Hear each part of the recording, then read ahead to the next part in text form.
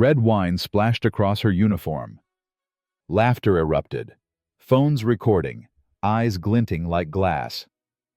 She stood frozen, trembling, while the woman in red laughed loudest. And just when the crowd's cruelty peaked, a man in white pushed back his chair, eyes burning. Enough. What happened next silenced the entire ballroom. The Grand Meridian Ballroom didn't just sparkle, it demanded attention. Crystal chandeliers hung like frozen fireworks above marble floors, so polished you could see your reflection kneeling back at you. Which was exactly what Vivian Chen was doing right now. Kneeling. She straightened the 100th champagne flute on the 100th silver tray, her black server's vest already damp at the small of her back. 6 hours into her shift. 2 more to go. Then maybe, just maybe, she could cover this month's pharmacy bill. Keep Mom's home care hours from getting cut again. Viv. A whisper to her left. Jessica, another server, white-knuckling an empty tray. Her breathing came too fast, too shallow. Vivian didn't hesitate. Take 5. I'll cover your section. I can't just... You can. Bathroom. Splash cold water. Count to 30. Go. Jessica's eyes went glassy with relief. She slipped through the service door. Vivian grabbed her abandoned tray and kept moving. 1 foot in front of the other. That's how you survived nights like this. The ballroom hummed with old money and new ambition. Women in gowns that cost more than Vivian's annual rent glided past marble columns. Men in $1,000 suits clustered near the donor wall, a gold-plated monument to generosity, or at least the appearance of it. Names etched in gleaming letters. Corporations listed in discreet italics. The Robin Group appeared 3 times. Vivian had learned not to ask questions about donors who preferred silence. Near the bar, 2 venture capitalists laughed too loud about a biotech merger. By the window, a real estate mogul checked his Patek Philippe for the 4th time. This wasn't a charity gala. It was a hunting ground. Contracts got signed over crab cakes. Partnerships forged between the filet mignon and the crème brûlée. The ballroom doors swept open. Conversation didn't stop exactly. It shifted. The way a flock of birds changes direction mid-flight. Teresa Gaines had arrived. She moved through the crowd like she owned the oxygen itself. Crimson gown. Diamond choker that could pay off a mortgage. Smile sharp enough to cut glass. Her entourage followed at a respectful 3 paces. Not too close. Never too close. Vivian loaded champagne flutes onto her tray. Keep your head down. Stay invisible. Get through the shift. Ladies and gentlemen, Teresa's voice carried without effort. She'd positioned herself in front of the donor wall naturally. I'm so deeply honored to support this incredible cause. She placed 1 manicured hand over her heart. The crowd murmured approval. When I think about the children we're helping tonight, the families we're supporting, it reminds me why I do this work. Teresa's gaze swept the room, landed on someone near the West Wing entrance. Her smile brightened, sharpened. It's not about recognition. It's about making a real difference. Vivian followed Teresa's eyeline. Scott Donovan, tech CEO, recently divorced. Currently pretending to study his phone while Teresa performed for his benefit. Excuse me. Teresa's voice, suddenly closer, right behind Vivian. This table looks absolutely tragic. Vivian turned. The table in question was perfect. She'd set it herself 20 minutes ago. Teresa gestured vaguely at the runner. White silk, spotless. There's something here. I can't have my guests sitting at a dirty table. Her friends materialized beside her. 3 women in designer gowns, holding champagne like weapons. I don't see... Vivian started. Look closer. Teresa tilted her head, smiled. On your knees, darling. Really inspect it. The ballroom didn't go silent, but the conversations near them softened, heads turned.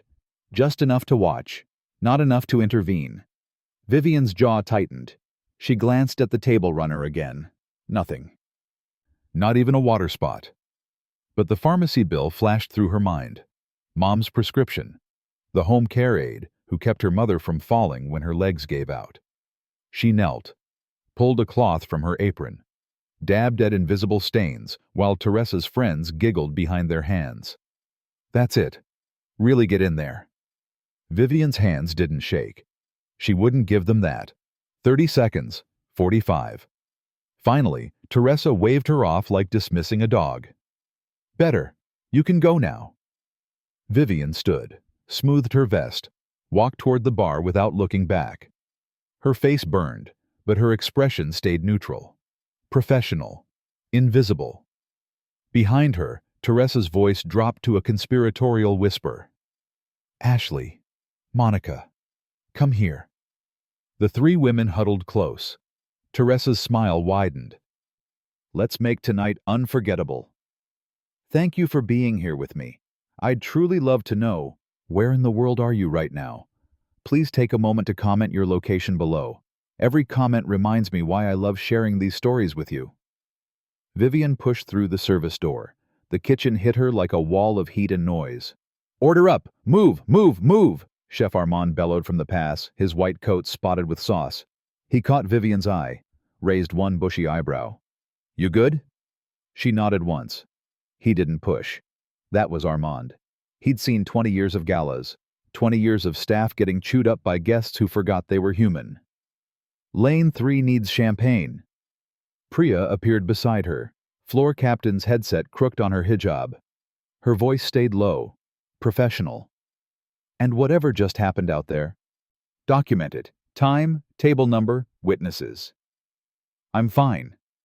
I didn't ask if you were fine. Priya squeezed her shoulder, brief, firm. I asked you to document it. The kitchen door swung again. Another server rushed past. The machine kept grinding. Vivian's route was muscle memory now. Kitchen to lane 3, lane 3 to the bar back to lane 5. Circular, efficient. Don't stop moving. Don't give them time to single you out again. Her phone buzzed in her apron pocket. She already knew who it was. Valley Medical Center. Third voicemail this week. Mom's neurologist wanted to discuss care options, which was code for your mother's getting worse, and we need to talk about money you don't have. She couldn't listen to it. Not here, not now, not while balancing crystal and forced smiles. 2 years ago, she'd been 3 months from her master's degree. Public health policy. Johns Hopkins. Full ride. Then came the diagnosis. Amyotrophic lateral sclerosis. ALS. The kind of words that rewrite your entire future in 2 seconds. She'd withdrawn the next morning, packed her apartment, came home. Someone had to be there when Mom's hands stopped working, when her legs betrayed her, when swallowing became a conscious effort instead of a reflex. The graduate program sent a sympathy card. Very professional, very kind. It sat in a drawer somewhere, probably. Excuse me. Vivian turned. A young busser, maybe 19, fumbled with a tray of dirty plates. College kid, probably first gala. Which way to Dish Pit? He whispered. She pointed. Through that door. Left, second right. Thank you so much. He hurried off. Marcus! A voice from the donor tables. Scott Donovan stood there, phone tucked away now. You're doing great tonight. Really appreciate the hustle. The busser, Marcus, froze. Looked around like maybe Scott was talking to someone else. Seriously. Scott smiled. Not the networking smile, something genuine. I've worked service jobs. I know it's brutal. Thank you. Marcus stammered something and disappeared toward the dish pit, ears red. Vivian filed that away. Scott Donovan, tech CEO, who actually remembered staff names, who said thank you like he meant it. Rare. Almost suspicious. She kept moving. Loaded her tray. Champagne flutes in a perfect geometric array. The microphone crackled to life. Can I just say? Teresa's voice filled the ballroom. Can we take a moment to appreciate our wonderful staff tonight? Scattered applause. Guests glanced up from their conversations. I mean, really, look at these outfits. Teresa gestured broadly. Very utilitarian. Very, I woke up like this. In a good way. Laughter rippled through the crowd. Uncertain at first, then louder when they realized she was performing. And the shoes! Sensible. Practical. Definitely not from this century, but we love a vintage moment. Phones came out. A few guests angled for better shots. Teresa in the spotlight. Staff in the background. Content. Shareable. Hilarious. I'm kidding, of course. You all look fine. Very fine. In a working for a living sort of way. More laughter. Harder this time. Safer. Teresa had given them permission. Vivian's grip tightened on her tray. She turned toward lane 3. Head down, invisible. Just get through it. She rounded the corner by the bar. 6 champagne flutes balanced perfectly. Muscle memory and physics keeping everything level. A shoulder slammed into hers. Hard. Deliberate. The tray lurched. Glasses tipped. Vivian's body reacted before her brain could catch up. She twisted, redistributed weight, caught the tray's edge with her free hand. Champagne sloshed but didn't spill. The glasses wobbled, settled, held. Oh my God. I'm so sorry. I didn't see you there. Teresa stood inches away. Perfect crimson gown. Perfect diamond choker. Perfect smile. Her friends flanked her. Ashley, Monica. Phones already recording. You're so graceful, though. Like a little dancing waitress. Do it again. Vivian's heart hammered. Her hands stayed steady. The tray stayed level. Teresa leaned closer. Whispered so only Vivian could hear. Round 2. Everything slowed down. Vivian saw it happen frame by frame. The way you see a car accident unfold when there's nothing you can do to stop it. She turned toward lane 3. 6 champagne flutes. Perfectly balanced. She'd done this route 1,000 times. Knew every table, every chair, every inch of marble between the bar and the west wing. Teresa drifted back toward her cluster of friends. Phone still out, still recording. Ashley angled for a better shot. Vivian stepped forward, threading between tables. Professional. Invisible. Teresa's heel caught something. A table leg, maybe. Maybe nothing at all. Her hand shot out, steadying herself, fingers brushing the edge of Vivian's tray. Just a touch. Barely anything. The tray tilted. Physics took over. Champagne arced through the air like liquid gold under the chandeliers. 3 glasses flew, spinning. Catching light. The first one hit Vivian's chest. Cold shock spread across her white shirt. The second caught her skirt. Soaked through instantly. The third shattered on the marble floor, champagne splashing up, a single drop landing on the crimson hem of Teresa's gown. Time snapped back to normal speed. Laughter erupted. Not polite charity gala laughter. Real laughter. The kind that feeds on itself. Gets louder because other people are laughing. Permission granted. Cruelty made communal. Someone clapped. Then another person. Then a dozen. Mock applause rolling through the ballroom like thunder. Phones everywhere now. 12 cameras. 24. Capturing every angle. Vivian standing there drenched. Glass at her feet. Teresa stepping back with her hand over her mouth in exaggerated shock. Oh my God! I barely touched you! More laughter. Someone get her a towel, and maybe a red uniform next time. More practical. A man in a tuxedo, venture capitalist from earlier, delighted with his own joke. This is content gold. Ashley, phone up, grinning. Absolute gold. Send it to me. Monica already typing. Wait, Are we posting this? Obviously we're posting this. Vivian's face burned. Her hands shook. She knelt, careful of the broken glass, and started collecting shards. One piece. Two. Her vision blurred at the edges. She blinked hard. Blinked again. Don't cry. Don't give them that. Don't. A man in a catering vest appeared with a broom. Vivian tried to help. He waved her off. Kind eyes. Pitying eyes. Ma'am? Priya materialized beside her. Voice low. Professional. Let's get you to the... I'm so sorry. Vivian stood. Addressed the venue manager hovering near the bar. Not Teresa. Never Teresa. I'll cover the breakage. I'm so sorry. It won't happen again. Her voice came out steady, somehow. Years of swallowing things that wanted to explode. The laughter continued. Phones still recording. Someone was already uploading. Vivian could feel it. The way you feel eyes on you in a dark parking lot. Teresa touched the tiny champagne spot on her hem, frowned at it like it was blood. Well, these things happen when you hire certain service levels. Ashley and Monica laughed on cue. Their phones never wavered. Vivian turned toward the service door. Priya's hand on her elbow, guiding her, protecting her. The kitchen felt 1,000 miles away. Behind them, the ballroom hummed.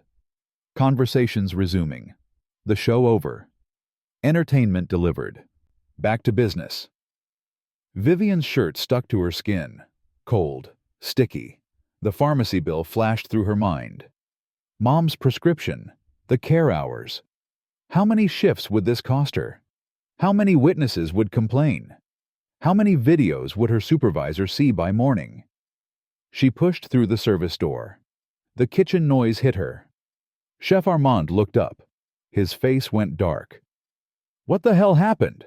Vivian opened her mouth. Nothing came out. Then another sound cut through the chaos. A voice from the ballroom. Male, low, final, not loud. Somehow that made it worse. Like a blade sliding between ribs. Quiet, precise, absolute. Enough. Have you ever witnessed workplace harassment? What would you do if you saw this happen? Drop a comment below. Your story matters. The ballroom didn't go silent. It did something worse. The laughter stuttered. Caught. Died mid-breath like someone had cut the oxygen. Scott Donovan stood. Not fast, not dramatic, just stood. Adjusted his cufflinks. Looked directly at Teresa. Miss Vane. His voice carried the same easy authority he'd used with Marcus earlier, but colder now, surgical. Your fun ends where someone's dignity begins. Teresa blinked. Her smile flickered. Excuse me? You heard me. He crossed the ballroom, not toward Teresa, toward Vivian. Positioned himself between her and the phones, between her and the crowd, a wall in a tailored suit. Are you hurt? He pulled a linen handkerchief from his pocket. Offered it. Didn't thrust it at her. Just held it there. Patient. Vivian stared at the white square of fabric. Her hands still shook. Champagne dripped from her fingertips onto the marble. I'm fine. Her voice came out smaller than she wanted. That wasn't the question. She took the handkerchief. No, I'm not hurt. Movement behind her. Priya appeared with towels, real towels, not decorative. Jessica followed, then Marcus, then Chef Armand, still in his sauce-spotted whites. They didn't say anything, didn't have to. Just stood there, behind Vivian, beside her. A line of aprons and tired faces and people who understood what it meant to be meat for someone else's entertainment. Teresa laughed. High, brittle. Oh, come on, it's a party. We're all having fun. Aren't we having fun? She looked to her friends. Ashley and Monica exchanged glances, their phones lowered, just slightly. She spilled on herself. I barely... You hooked a table leg. Scott didn't raise his voice, didn't need to. I watched you do it. So did half this room. That's ridiculous. I would never. Then you won't mind if we review the footage. Scott turned, scanned the crowd, found who he was looking for. David, you're still event managing for Meridian, right? A man in a dark suit near the entrance straightened, nodded. Good. I need you and your AV team, now. David moved, fast. Two assistants followed him toward the control booth. Scott addressed the room now, not loud, just clear. Every recording made in the last 10 minutes, phones, venue cameras, social media uploads. I want them secured for incident documentation. Anyone who's posted already, take it down. Anyone who hasn't, don't. You can't do that. Teresa's voice climbed an octave. You can't just. Who do you think you are? Someone who watched you orchestrate harassment and film it for entertainment. Scott pulled out his phone. 3 taps. He held it up. Already contacted the venue's legal team. They're very interested in potential liability, especially since this is the 3rd complaint about you in 6 months. Teresa's face went white, then red. That's confidential. Not anymore. The ballroom held its breath. Phones disappeared into pockets, clutches. Suddenly, no one wanted to be filming. No one wanted evidence they'd been part of this. Ashley took a step back. Then Monica. Distance. Plausible deniability. Rats leaving a sinking socialite. This is absurd. Teresa's voice turned sharp, desperate. She gestured at the crowd, at the donor wall, at the chandeliers bearing witness. Do you know who I am? Do you know who my family? I know exactly who you are. Scott slipped his phone back into his jacket. The question is whether you know who I am. Teresa's mouth opened, closed. Her perfect makeup couldn't hide the calculation happening behind her eyes. She looked at Scott, really looked. Recognition flickered. Then something worse. Uncertainty. And who exactly are you? Scott smiled. It didn't reach his eyes. You'll find out. David arrived with his tablet and 2 AV techs. Mr. Donovan, what do you need?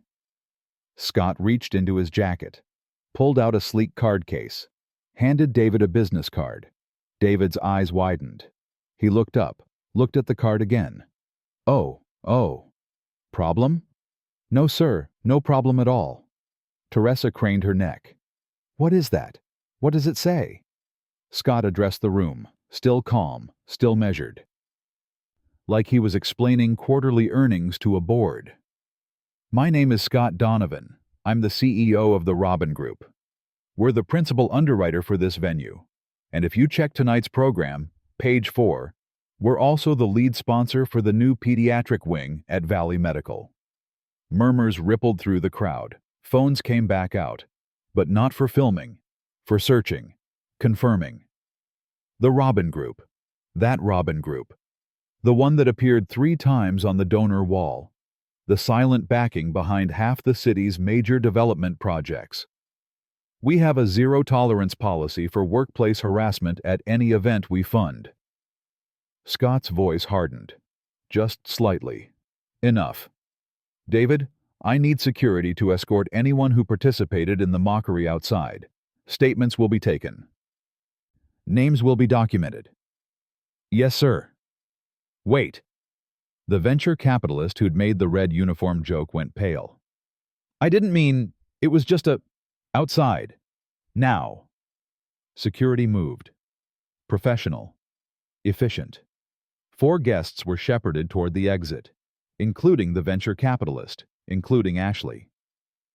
Monica stayed frozen in place, phone clutched to her chest like a shield. Scott turned to Priya. Floor captain, correct? Yes, sir. Every staff member on shift tonight gets a hazard bonus, double their rate, and paid time to file reports if they choose. Coordinate with David and send me the list. Priya blinked. Sir, that's non-negotiable. Chef Armand let out a low whistle from the service door.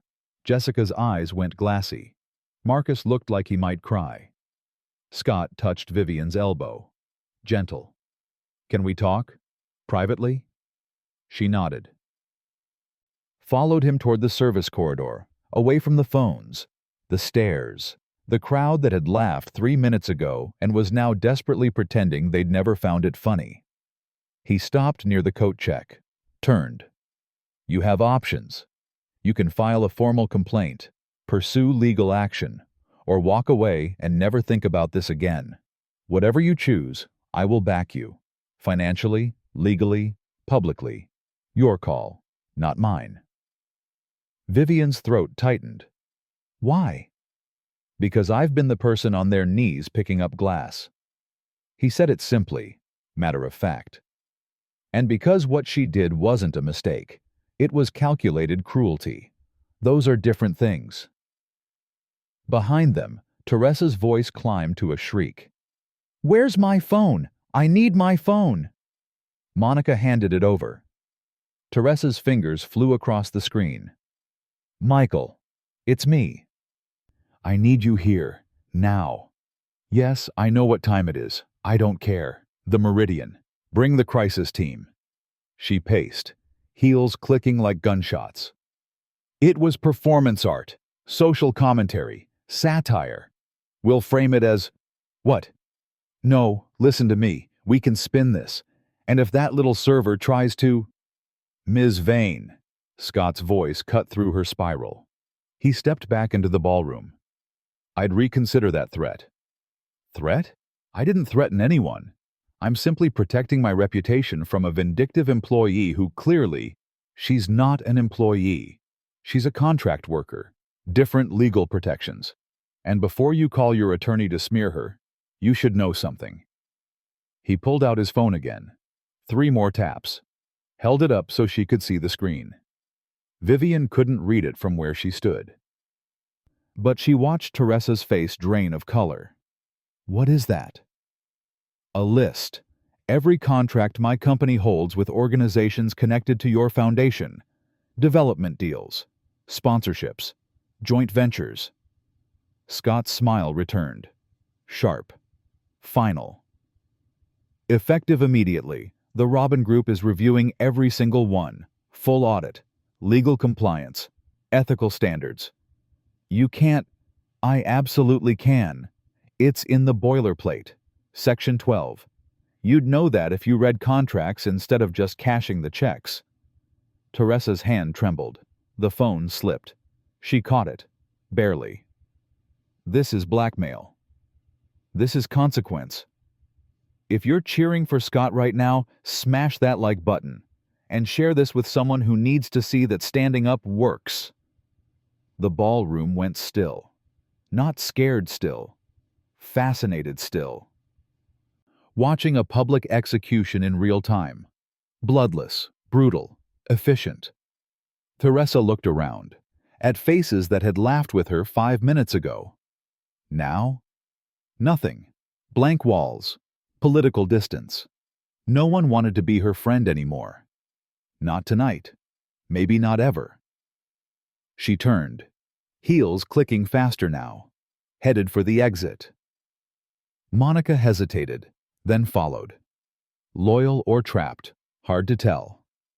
The ballroom exhaled. Scott turned back to Vivian. "You don't have to decide tonight. Take the weekend. Think about what you want.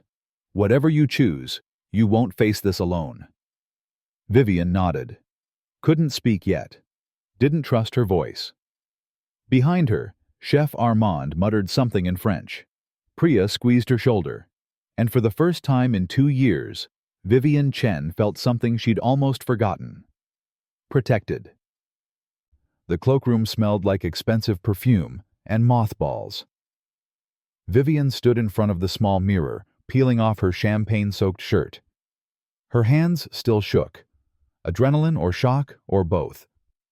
Priya had found her a spare uniform shirt, too big. The sleeves hung past her wrists. She rolled them up. Once, twice. Stared at her reflection. Same face. Different night. Everything had changed in 20 minutes. Her phone buzzed in her apron pocket. That voicemail. Still waiting. Still demanding attention. She pulled it out. Hit play before she could stop herself. Ms. Chen, this is Valley Medical Billing Department. We've received approval for your mother's prescription coverage. The new medication protocol is cleared. Payment needs to post by Monday to maintain her care schedule. If you have questions... Vivian's knees went weak. She sat down hard on the bench. Monday, 3 days. The hazard bonus Scott mentioned would cover it. Maybe, if it actually came through. If this wasn't some fever dream. A knock on the door. It's Scott. Can I come in? She wiped her face. Yeah. He stepped inside, kept the door propped open. Professional distance. Respectful. He'd removed his jacket, loosened his tie, looked less like a CEO, more like someone who'd worked a long shift. You okay? You keep asking me that. Because it keeps being a relevant question. She almost smiled. Almost. I'm fine, or I will be, eventually. He sat on the opposite bench, not close, gave her space. My mother served tables, 26 years, country clubs mostly. She'd come home with stories. He stared at his hands. I remember going to a banquet with her once. I was maybe 8. She was working. I sat in the back, watched men in tuxedos snap their fingers at her, call her sweetheart, laugh when she dropped a fork. Vivian looked up. I became invisible that night. That's what happens when you're poor in a room full of money. You disappear. They look through you. He met her eyes. I swore when I had power, I'd use it differently. Tonight was keeping that promise. I'm worried about retaliation. The words tumbled out before she could stop them. Teresa knows people. Influential people. What if I can't get shifts anywhere? What if this follows me? Then you have legal recourse. I've already connected you with an employment attorney, pro bono. She specializes in service industry cases. Scott pulled a business card from his pocket, set it on the bench between them. Her name's Rachel Kim. She's expecting your call, if you want to make it. I can't afford. It's covered, not by me, by a nonprofit that handles these cases. It's not charity, Vivian, it's standards. Workers have rights, even when rich people forget that. She picked up the card. Rachel Kim, escrow, labor and employment law. The paper felt solid, real, like maybe this wasn't a dream after all. The door opened wider. Priya poked her head in. Can we? Scott nodded. Priya entered, Chef Armand behind her, Jessica, Marcus, even the dishwasher, an older man named Luis who never spoke much English but always smiled. Luis approached Vivian, pressed something small into her palm. A medal, tiny, worn smooth from years of handling. St. Jude, patron saint of lost causes. Para protección, he said softly. For protection. Vivian's throat closed. She nodded. Couldn't speak. The hazard bonuses are processing now. Priya handed her a printed email. Official. Time-stamped. Real. Double rate. Hits accounts by tomorrow morning. Plus, Chef Armand added, I told the venue manager if they fire anyone over tonight, I walk. And I've been here 15 years. They know I mean it. Jessica squeezed Vivian's shoulder. Didn't say anything. Didn't need to. The door burst open. David from event management, tablet in hand, face pale. We have a problem. Scott stood. What kind of problem? Influencer, 30,000 followers. She's in Teresa's circle. David turned the tablet around, showed the screen. A video. The spill. Set to mocking music. Caption. When you can't even handle champagne service. Server fail. Charity gala. Gone wrong. Team Teresa. Already 12,000 views. 3,000 likes. Comments pouring in. She posted it 6 minutes ago. David scrolled. It's spreading. Fast. Vivian felt the cloakroom tilt. All of this. The support. The bonuses. The legal help. And it was already out there. Viral. Permanent. Her humiliation packaged for entertainment. Shared. Laughed at. Immortalized. Scott's jaw tightened. He took the tablet, stared at the screen. The views climbed while he watched. 15,000 now. He looked at Vivian. Tell me what you want to do. Vivian stared at the climbing view count. 15,000. 16. Her humiliation spreading like wildfire across the internet. Every share a reminder, every laugh a scar. I want them to understand. Her voice came out steady, surprised her. I want them to know what they did, not just tonight, what they always do, to people like me, like my mom. Like Luis and Marcus and every person who's ever been treated like furniture. Scott nodded once. Then let's make sure they listen. He stood, walked back into the ballroom. Vivian followed. Priya, Chef Armand, Jessica, Marcus, Luis.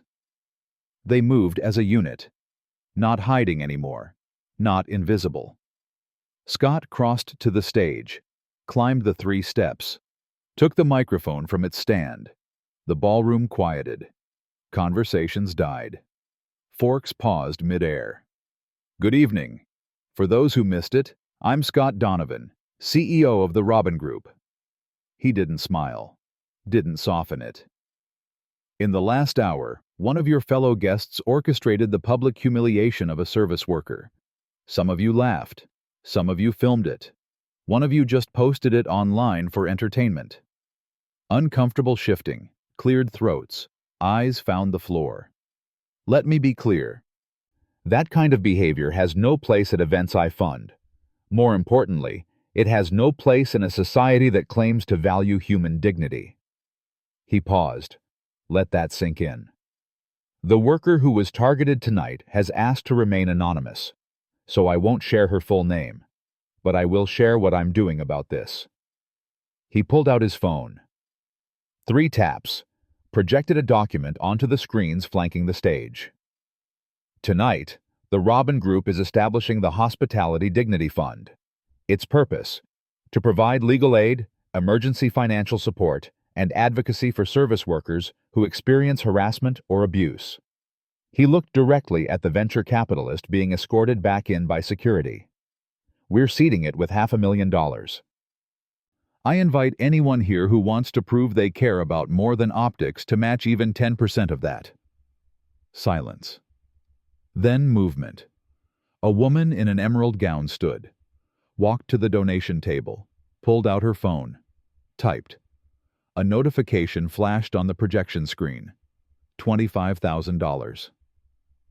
I'm sorry, she said, loud enough to carry. I laughed. I shouldn't have. I'm sorry. Another guest stood, then another. The line formed. Phones out. Not for filming, for giving. 5,000. 10. 15. The donation counter climbed. Scott continued.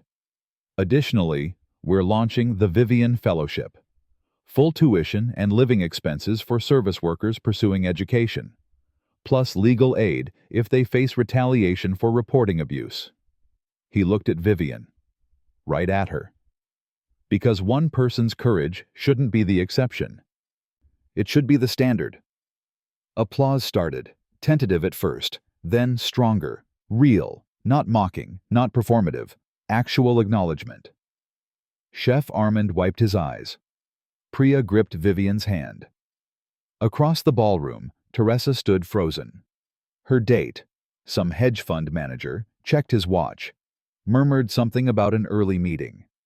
Drifted toward the exit without saying goodbye. Her foundation board members huddled near the bar. 3 of them peeled off. Headed for the door, then 2 more. Reading the room, calculating the cost of association. Monica still stood beside Teresa, but her body angled away, preparing to run. This is absurd. Teresa's voice cracked. I didn't do anything wrong. She spilled. It was just... Nobody was listening anymore. David approached her, tablet in hand, professional, calm. Ms. Vane, I need you to leave. The venue is exercising its right to remove guests who violate conduct policies. You can't. I can. And I am. Security appeared. Not aggressive. Just present. Teresa looked around, at faces that wouldn't meet her eyes, at the donation counter still climbing, at Scott on stage, already moving on to introduce the next speaker.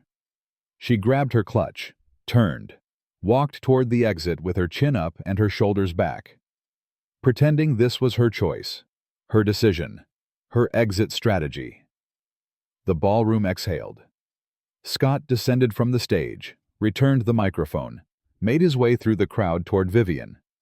People tried to stop him, congratulate him. He smiled, nodded, kept moving. He stopped in front of her, close enough that only she could hear. Come to my office Monday. His voice dropped, private, genuine. I have a role for you, if you want it. Vivian's breath caught. What kind of role?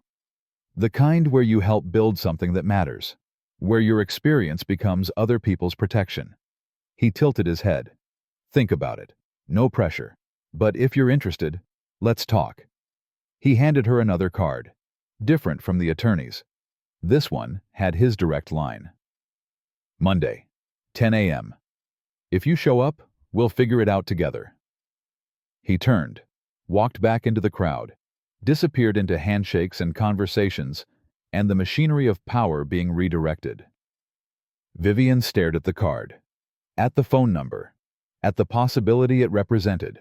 Behind her, Louise touched her shoulder, smiled, pointed at the St. Jude medal in her palm. Patron saint of lost causes. Maybe not so lost after all.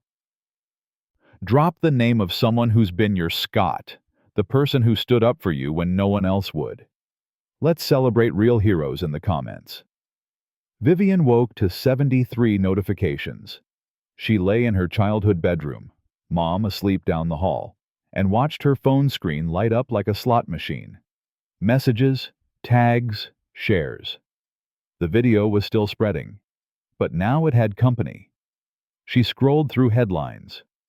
Tech CEO confronts heiress over viral humiliation video.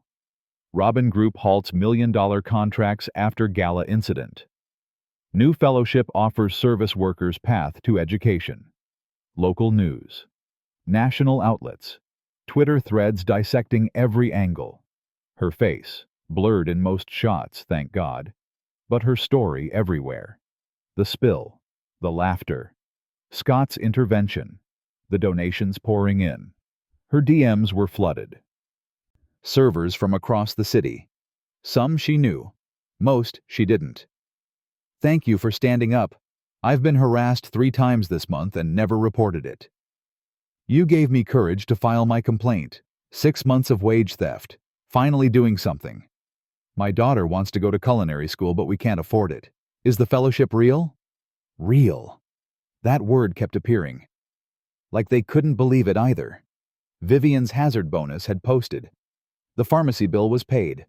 Mom's medication secured. The voicemail she'd dreaded had become just another archived message. Her phone buzzed. Text from an unknown number. Scott Donovan. Still on for 10 a.m.? Address below. No pressure if you need more time. She stared at the screen, at the address. Robin Foundation Headquarters, 34th floor. Her thumb hovered over the reply box. She typed, I'll be there.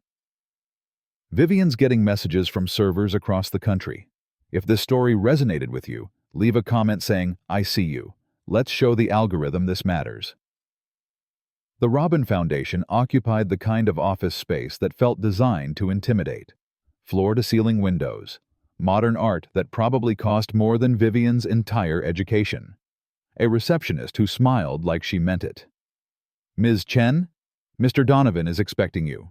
Conference room 3. Vivian followed her down a hallway lined with photos, ribbon cuttings, scholarship recipients, community centers bearing the Robin name. All of it quiet, strategic, the kind of philanthropy that didn't need press releases. Scott stood when she entered. He'd ditched the tuxedo for jeans and a button-down. made him look younger, more human. "Thanks for coming."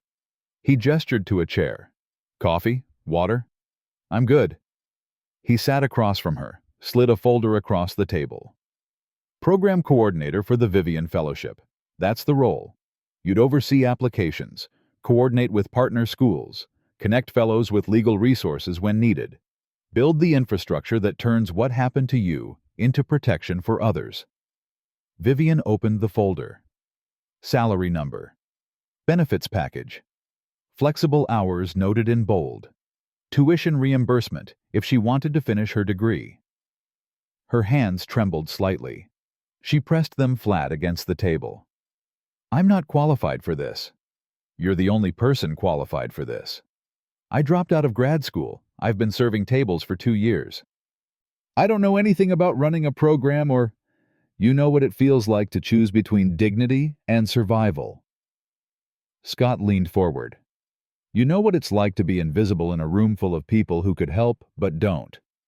That's not something you learn in a classroom. That's lived experience, and it's exactly what this fellowship needs." "But, Vivian—" He waited until she met his eyes. "You're not here because of what happened to you. You're here because of how you carried it. With grace, with strength, without losing your humanity, even when people treated you like you didn't have any." He tapped the folder.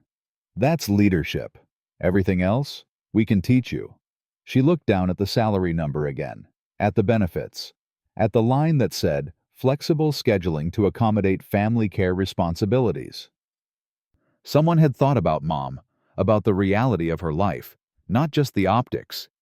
"When would I start?" Scott smiled. "Whenever you're ready." A knock on the door. Rachel Kim, the employment attorney, entered with a legal folder. Her expression was careful, professional, the kind of face lawyers wear when delivering bad news. "Scott, Vivian." She sat down, opened the folder. "We've received formal notice from Teresa Vane's legal team." Vivian's stomach dropped. "What kind of notice?" "Defamation, tortious interference, breach of contract." Rachel slid the document across the table. "They're threatening to sue unless the Robin Group reinstates all contracts and issues a public apology. They're also demanding Vivian sign an NDA and retract any statements she's made." Scott didn't move. "And if we refuse?" "They'll file. Probably by end of week." Rachel looked at Vivian. "They're positioning you as a vindictive employee who fabricated the incident. They claim the video was edited, that you staged the spill for sympathy." Vivian's vision blurred. "That's insane. That's strategy." Rachel's voice gentled. "They're hoping you'll back down. Most people do. Litigation is expensive, exhausting. They're counting on you not having the resources to fight." Scott stood, walked to the window, stared out at the city below. "What if she does have the resources?" Rachel raised an eyebrow. "Then we fight, and we win. Eventually. But it'll be ugly."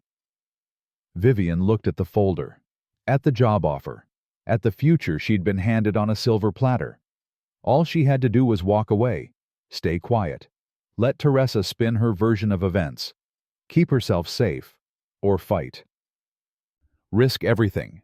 Drag this out for months, maybe years. She thought about the DMs, the thank yous, the daughter who wanted culinary school, the servers who finally felt brave enough to report. She thought about Mom, about dropped dreams, about kneeling on marble floors while people laughed. She looked up at Scott, at Rachel. "Let them file." The settlement took 6 weeks. Rachel Kim walked into Scott's office with a flash drive and a smile that could cut diamonds. "We have everything," she said, connecting the drive to the screen.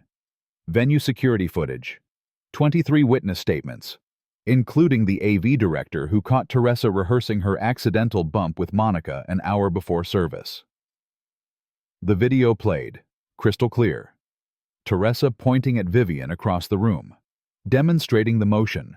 Monica laughing, nodding. "Performance art," Teresa had called it later. The footage suggested premeditation. Her legal team saw this yesterday, Rachel continued. They called this morning. Scott looked at Vivian. Your call. She'd spent 42 days thinking about revenge, about what it would feel like to watch Teresa lose everything the way she'd almost lost everything. But when Rachel offered her the terms, public apology, $100,000 to the Dignity Fund, 200 hours of court-ordered service at a food bank, Vivian felt something unexpected. Relief. Accept it, she said quietly. Let's move forward. The apology came 2 days later. Stiff, legal, but public. Teresa read it at a press conference with her lawyer's hand on her shoulder and her foundation's future hanging by a thread. The news cycle moved on within a week. But the work had just begun. The first Vivian Fellowship cohort gathered in Conference Room 3 on a Tuesday morning. 12 recipients, all service workers, all dreamers. Chef Armand's niece, Maria, 23, pastry chef aspirations, sat beside Priya's cousin, who wanted to study hospitality management. Marcus, the busser from that night, had been accepted to community college with full support.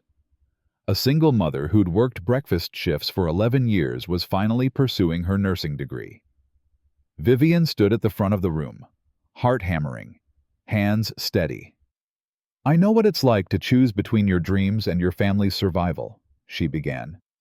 To feel invisible in rooms full of people who could help but don't notice you're drowning. This fellowship exists because someone finally saw. And because we're going to make sure that seeing becomes standard, not exceptional. Applause filled the room, not polite, genuine. After the session, Scott pulled her aside. The vendor code of conduct launches next week. 4 major venues signed on. 2 corporate sponsors are requiring it for all events they fund. Just 4 venues? For now, but movements start small. He smiled. Besides, I have faith in exponential growth. 6 months later, Vivian returned to the Grand Meridian. Same chandeliers, same marble floors, different occasion. The Dignity Fund's first scholarship gala. She stood backstage in a navy dress, not designer but hers, and listened to the crowd settling into their seats. Scott found her in the wings. Ready? Not remotely. Good. The best speeches come from honest fear. The lights dimmed. The MC called her name. Vivian walked onto the stage where Teresa had once performed cruelty, where laughter had felt like drowning. She gripped the microphone, found her voice. 6 months ago, I knelt on this floor picking up broken glass while people recorded my humiliation for entertainment. Her voice carried, clear, strong. Tonight, I stand here because one person decided dignity matters more than silence. Because a team of workers refused to stay invisible. Because sometimes the right person shows up at the right moment. She looked out at the audience, at faces paying attention, really listening. But here's what I've learned. We can't wait for rescue. We have to build the systems that make rescue unnecessary. That's what this fund does. That's what the fellowship does. That's what every venue that signs the conduct code is saying. We see you. Your humanity isn't negotiable. Movement caught her eye. Stage left. A young server, maybe 19, balancing a tray of water glasses. Her hands trembled. The glasses wobbled. Vivian stopped mid-sentence. Set down the microphone. She descended the stage steps, crossed to the server, held out her hands. Let me help. Together they steadied the tray. The server's eyes went wide. Vivian smiled, nodded. You've got this. The room erupted in applause. Not for performance, for recognition, for the distance between that night and this one. For the space they'd carved where people mattered more than spectacle. Scott stood in the front row, hands in pockets, watching. Pride written across his face. Vivian returned to the microphone. Let the applause fade. They tried to drown me in laughter, she said softly. The room leaned in to hear. I answered with a life that wouldn't bow. The chandeliers blazed overhead. Same light, different story. This time, she was writing it. If this story moved you, leave a like to honor every service worker watching this. Comment what justice looks like in your workplace. Subscribe because we're telling more stories like this. Share so someone who needs hope today can find it.